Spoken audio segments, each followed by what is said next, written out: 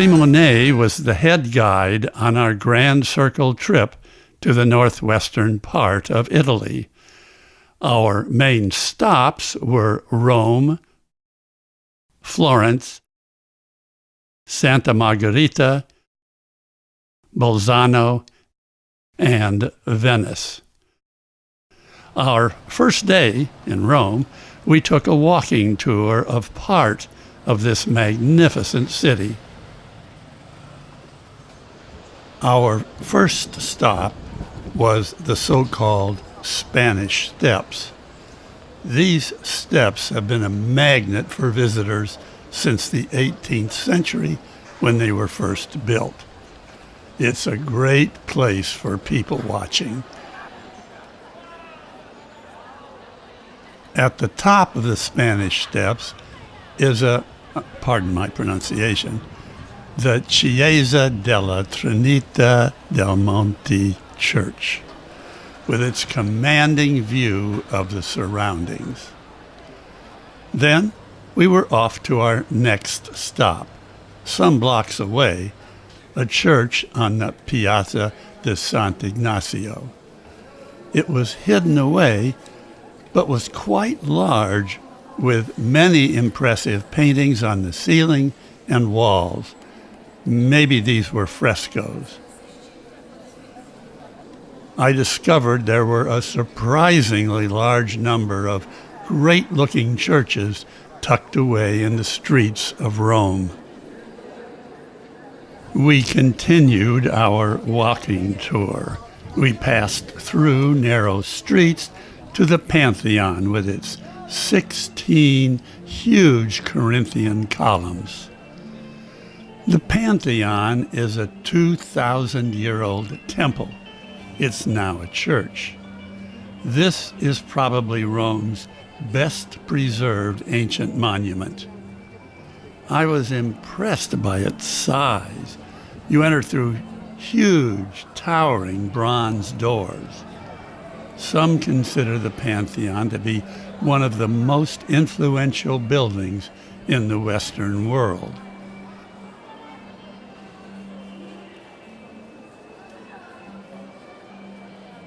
The ceiling is amazing.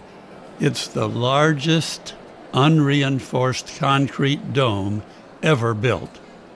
Its symmetry is exact. But while our excitement with the Pantheon and its dome was still in our heads, our guide began our walk to the next famous tourist attraction in Rome, the Trevi Fountain. Its full name is Fontana di Trevi. The name Trevi refers to tre vi, which means 3 roads. The 3 roads converge at the fountain. It is Rome's largest and most famous fountain. The fountain gets crowded midday when hordes of people arrive and follow a custom.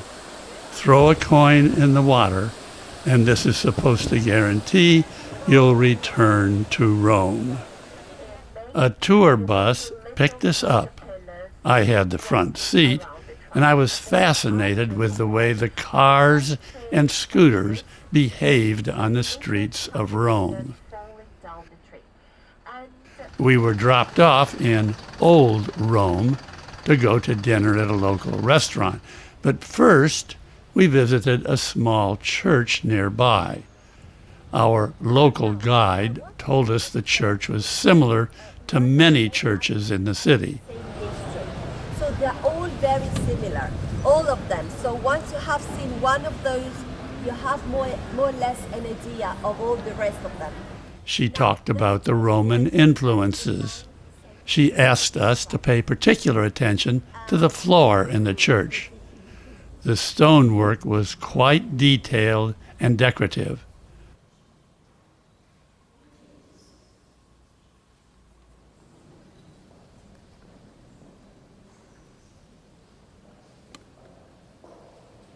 But the ceiling interested me too.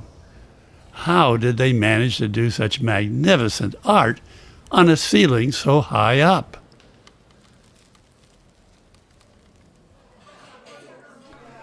Our dinner was in a smallish restaurant. The door into the kitchen was so narrow that it caused traffic problems for the help. We were served salad, wine, and 3 different kinds of pasta, an enormous amount of food. After dinner, on our first day in Rome, we were taken on a bus ride through Old Rome to see some of the city lights at night. I'll try and identify some of the sights we saw on the drive, but I'm no expert. This is the building in which the opera Tosca is performed. This is a basilica, the Tigris River.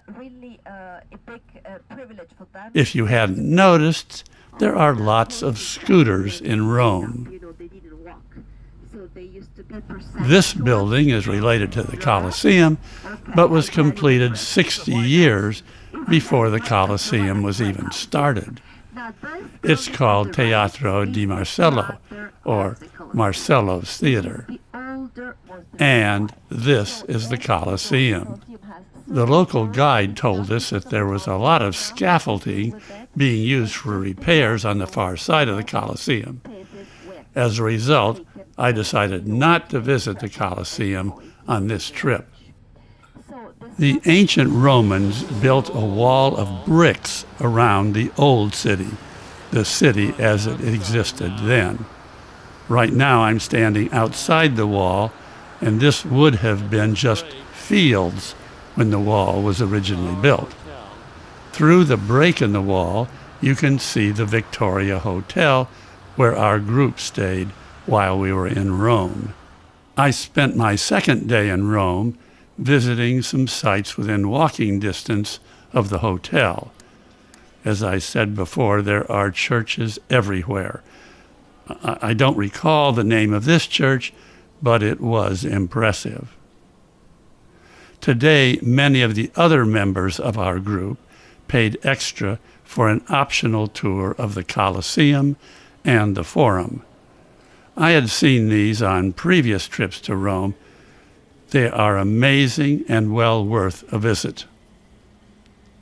Now, I don't live in a big city, so I'm always bug-eyed when I watch city traffic.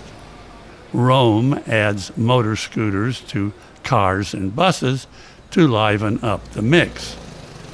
I wanted to cross the street, but that's not for the timid at heart. I watched. I waited. Finally, I took a deep breath and made my move.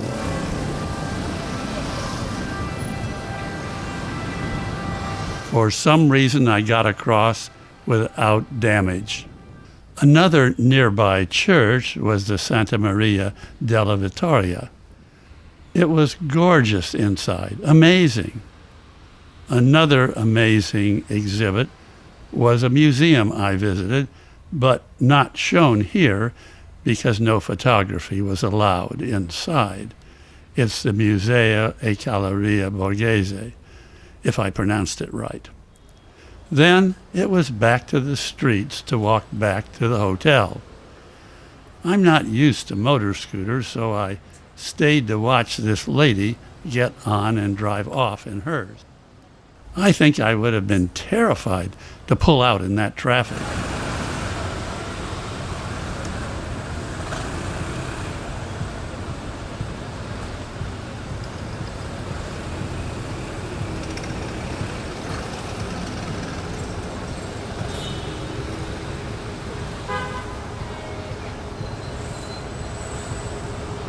When I saw the old city wall, I knew I was getting close to the hotel.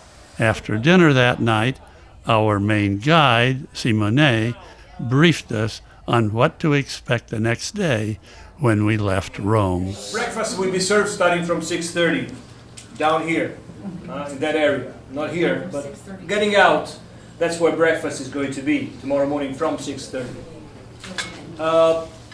Am I going to be on the internet over here? YouTube. We're leaving at 9. So we were driven from Rome At the bottom of this picture, to our first stop of the day, Orvieto.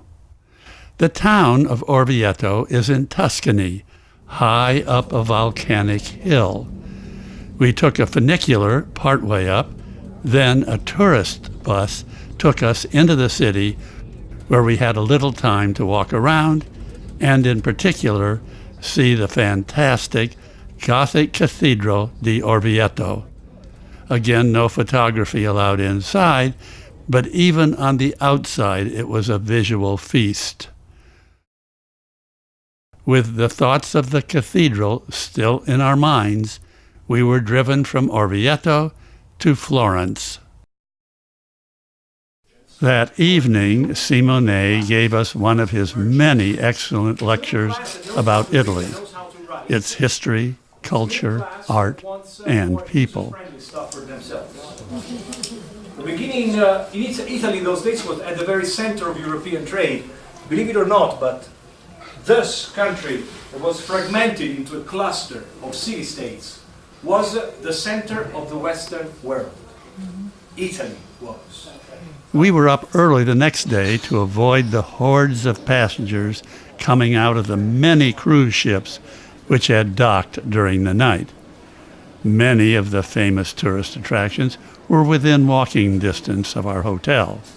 Names I remember but can't pronounce properly or identify are Palazzo Strozzi, Piazza della Repubblica, Piazza della Signoria. It has many statues, and one is the replica of Michelangelo's David. The dome of Cathedral di Santa Maria de' Fiori is impressive. One of the nice features about this particular tour to Italy is that arrangements had been made for us to have dinner with a local family in their home. To do this, our entire group was divided into 4 smaller groups. My group was driven on a big bus through some tiny streets to reach our family's house. It was located up in the hills, some distance from downtown Florence. It was amazing the driver was able to get us to our destination at all with that big bus. The lady of the house and her son and daughter were there to welcome us as we got off the bus. We were shown their large yard or garden. It had a magnificent view of the Florence Valley. The daughter told us about her school. At what grade do you begin learning English? Oh, well, my dad is English too. Oh, okay. So I started learning English when I was tiny because I hear my dad speak. We walked back into their house where we were served hors d'oeuvres, a specialty of the region. Yes, it's becoming more and more difficult to try to reach some people. And of course, there was plenty of talk. I'm always interested in getting to know what your impressions are about such a different country. We were escorted to the dining room, which had a large, I'd call it a huge, table. The daughter told us the menu. Pasta with tomato sauce, eggplants, and cheese if you want to put it on it. And there's even bread. The kids served us and we ate heartily. Our hostess told us some of her impressions of the United States when she had visited there. For me too. First supermarkets I went to in the States, I was amazed about how big they were and the offer. And especially the vegetable counter. All this beautiful apples sitting in this musical display, and then they taste like nothing. More food was served. Dessert was fresh strawberries, and finally an aperitif. A great evening. The next day in Florence, Many in our tour took an extra cost side trip to Siena, which they found very rewarding. I took the day off to rest, but joined the entire group for dinner at 7 in the evening. Our group filled the restaurant. We had a vegetable barley-type thick soup, a tender beef dish, and a to-die-for dessert. Our next destination was Santa Margherita, with a mandatory stop along the way for a brief visit to the Leaning Tower of Pisa. On the bus ride, our tour guide, Simone, told a joke about Italians and their use of hands to communicate. There is it's typical Italian man walking on 57th Street in New York City with 2 watermelons under his armpits. And all of a sudden, somebody goes to him and asks him, "I'm sorry, sir, could you please tell me where Broadway is?" This guy was evidently Italian. He had a mustache, he was a little fat, short, black hair. And he just looks at him and says, "Broadway? Yes, Broadway, please." So he just puts one watermelon down and that puts the other watermelon down and goes like, "I don't know." Pisa is such a small but enormously popular destination that one must park a mile or so away and take a rubber-tired train-like conveyance to the location of the monuments. We were dropped off on a square a short walk from the tower. The Leaning Tower of Pisa lived up to its hype, despite the hordes of tourists like ourselves. Then it was back to the bus. We left Tuscany and saw mountains before we got to the coastline. We had dinner in Santa Margherita. Our tour group was rather large, but by now we were beginning to get to know one another. The first morning in Santa Margherita, we caught a ferry by walking down to the harbor. It was a 15-minute ride along the coastline with nice views of the expensive homes tucked into the rocks. Our destination was Portofino, a snug harbor and small town, but expensive boats. Apparently, sheiks from the oil-rich countries come here to this isolated harbor in the summer. The town of Portofino has narrow cobblestone streets and top-of-the-line stores. There's a magnificent view of the town and harbor from a high rock formation, a short walk up a hill. There's a nice little church up there. Ferry boats bringing more tourists were arriving regularly, and in the morning, the ferry boats were leaving empty. Some of the boats in the harbor were luxurious and large. Portofino is a popular day trip tourist destination. Hordes of us. The architecture, the town square, and the secluded harbor are some of the attractions. Flowers are everywhere, and the narrow streets were fun to walk through, and all streets led to the harbor. As you might imagine, the ferry dock was always crowded with tourists. We'd bought some snacks before starting back, and then it was time to board the ferry for the 15-minute ride back to Santa Margherita.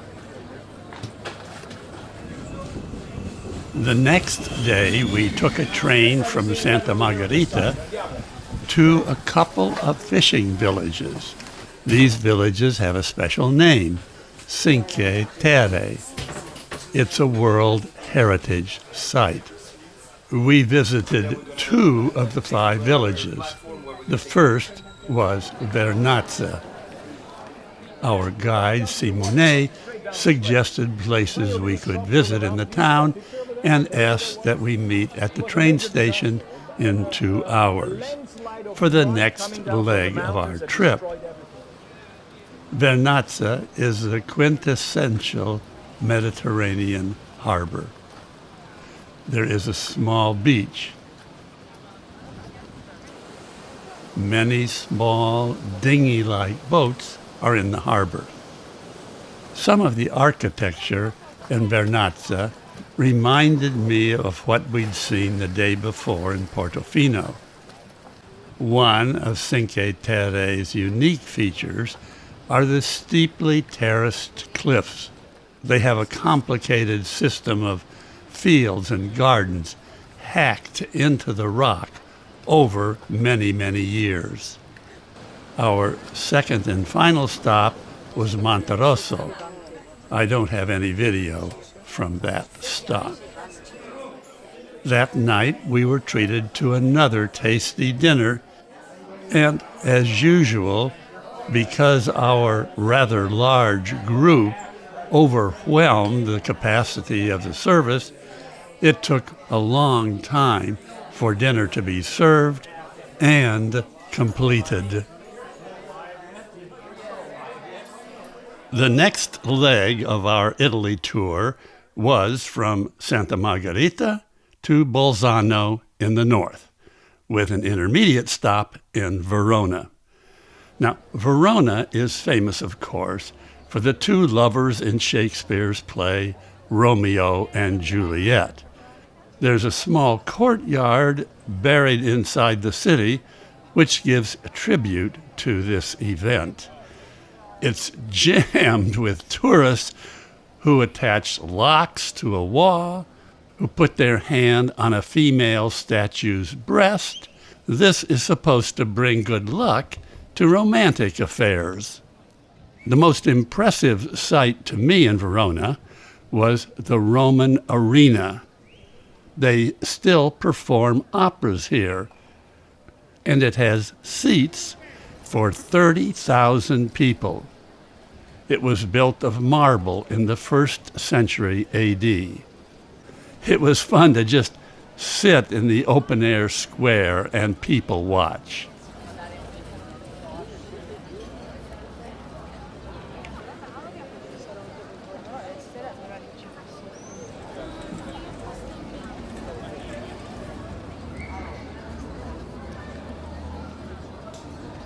There were some interesting statues.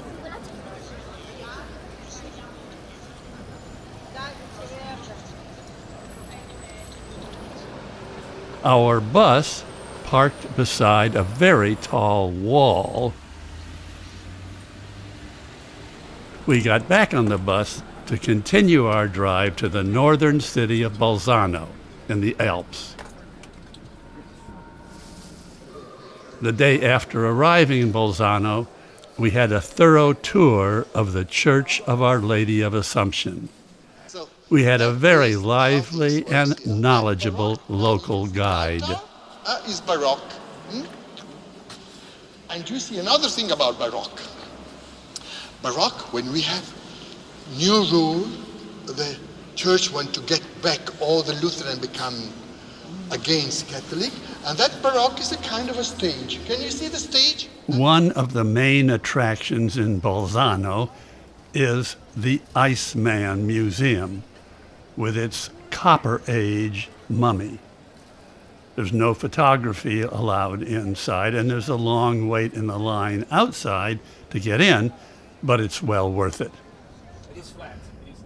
The next day was not only special because we were due to conquer 3 different mountain passes in the Alps, but also because I had been awarded the coveted jump seat in the front of the bus beside the main guide.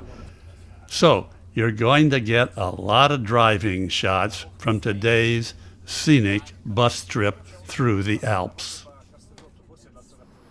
We had a very nice stop at an alpine town. Other tourists were there too. Cobblestone streets, typical alpine architecture. And the town had a brass band that played.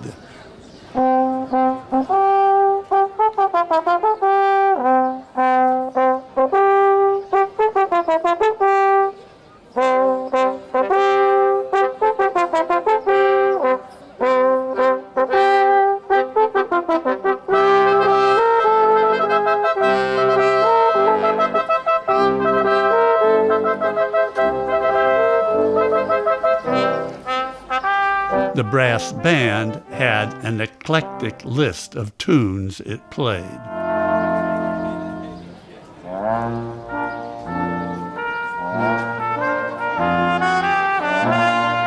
With the sounds of the band still in our ears, we continued our bus ride through the Italian Alps. We drove through the Dolomite region of the Italian Alps.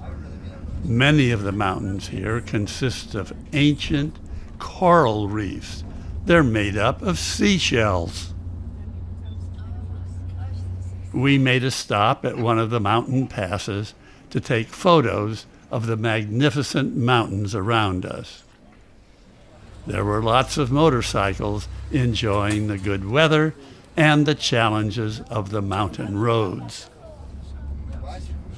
The Dolomites are a favorite for rock climbers.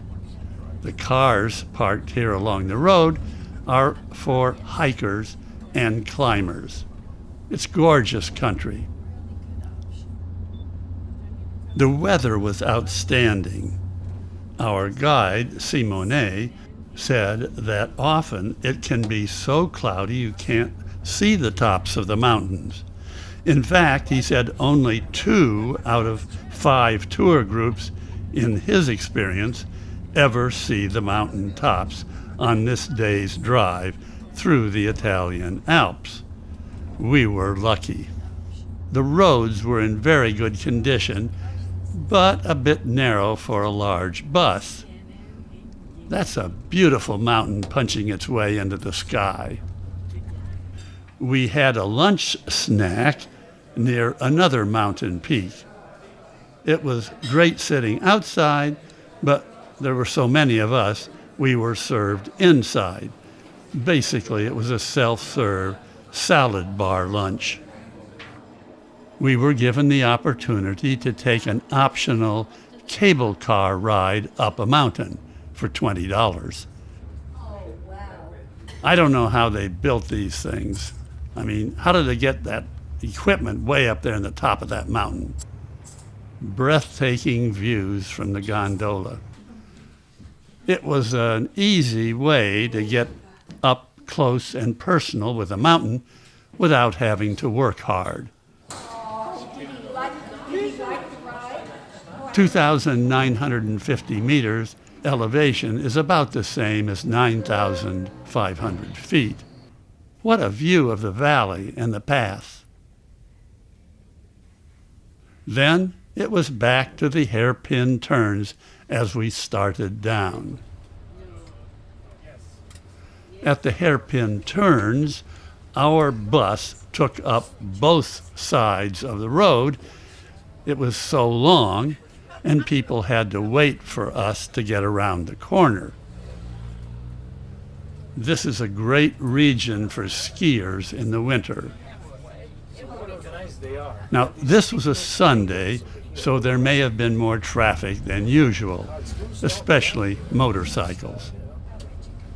It was exciting to sit in the very front seat on this drive.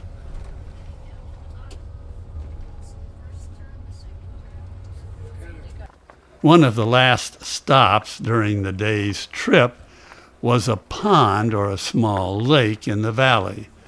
It was an easy walk around it, and the path was in great shape. And it was so beautiful, the lake, the trees, the mountains. and the reflection. It had been a marvelous day. The next day, I went off on my own. I took a small train ride. Many of the others in our group took the optional trip to Innsbruck. But the 2-hour bus ride to get there, the 2 hours we would have there, and then the 2-hour bus ride back just did not appeal to me. So I took a gondola up into the highlands which surround Bolzano and took a 2-car electric train for a 20-minute ride through the countryside with stops at 4 little villages. In this area of Italy, most people speak German. I didn't hear any English all day long. The train can travel either forward or backward, so it goes down the single track in one direction, and then at the end, it does not turn around, it just backs up back to the starting point. It was a relaxing and pleasant way to spend the last day in the Italian Alps. Our last full day on our tour to Italy was spent in Venice.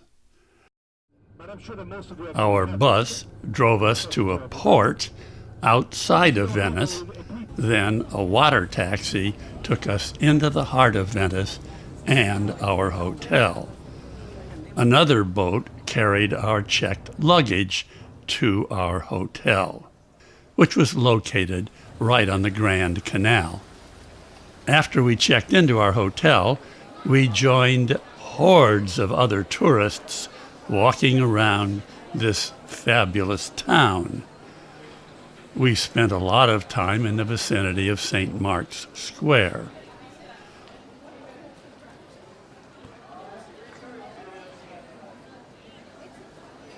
The weather was so hot and humid that the square itself, which was in the sun, was relatively free of people. Everyone else stood in the shade. This area of Venice is fascinating with its architecture, its works of art, and the other interesting shapes. We had a local guide, a former basketball player, who gave us a lot of information. Function as a monumental access from the water, the harbor, major landings, so they enter St. Mark's, but also because justice was administered and dispensed from there, execution took place. And round the corner... Somehow pigeons have become a tourist attraction in St. Mark's Square.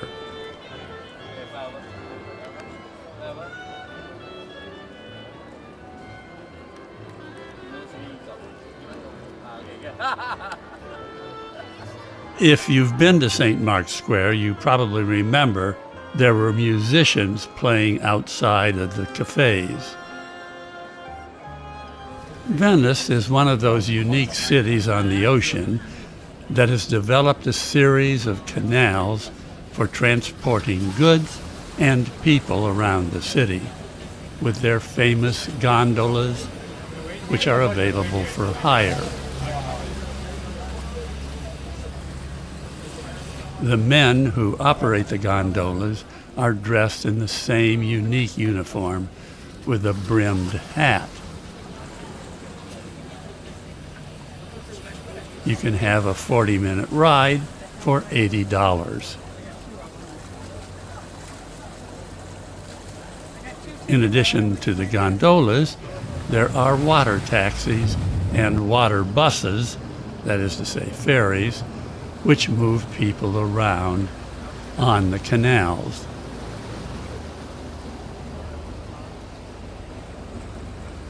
The buildings in the town are slowly sinking, and the resident population is going down. After our local guide left us, we each took our own route back to the hotel. I spent a bit of time walking around, absorbing more of the sights near St. Mark's Square.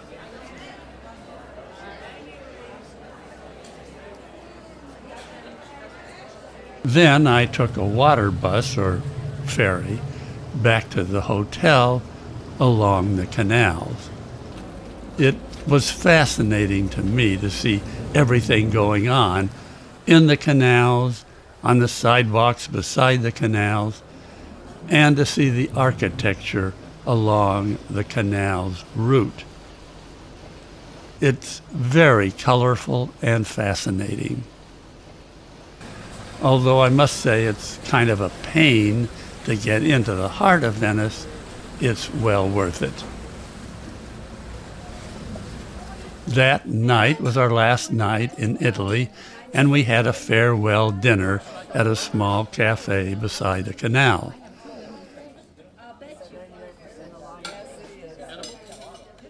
As the sun went down, I went out several times to see if I couldn't get an interesting shot with the night's sky. The next and final morning, I got up at 3:30 in the morning, had a quick breakfast, and then joined some in our group for a water taxi ride back through the canals in the dark to the airport. Our bags were transferred by boat also. And I was back home in California by mid-afternoon local time. What a memorable trip.